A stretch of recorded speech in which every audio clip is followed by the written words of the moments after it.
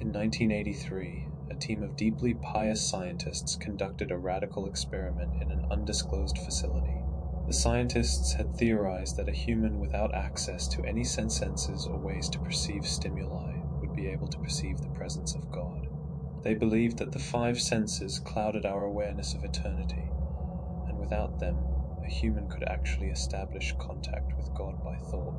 An elderly man who claimed to have nothing left to live for was the only test subject to volunteer.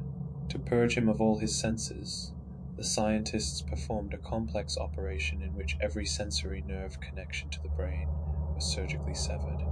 Although the test subject retained full muscular function, he could not see, hear, taste, smell, or feel.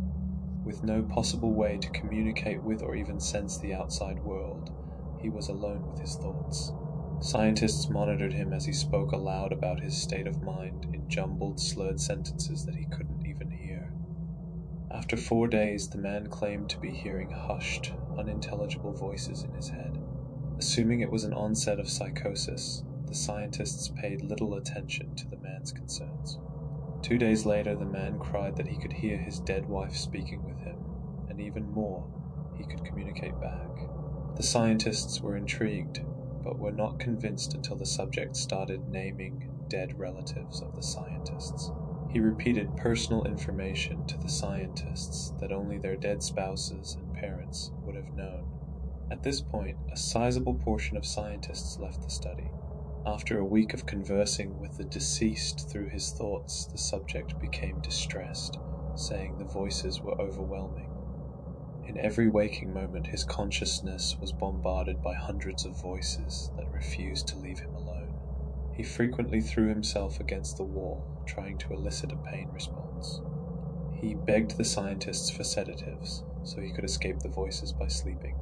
This tactic worked for 3 days until he started having severe night terrors. The subject repeatedly said that he could see and hear the deceased in his dreams. Only a day later, the subject began to scream and claw at his non-functional eyes, hoping to sense something in the physical world. The hysterical subject now said the voices of the dead were deafening and hostile, speaking of hell and the end of the world. At one point he yelled "No heaven, no forgiveness" for 5 hours straight. He continually begged to be killed, but the scientists were convinced that he was close to establishing contact with God. After another day, the subject could no longer form coherent sentences. Seemingly mad, he started to bite off chunks of flesh from his arm.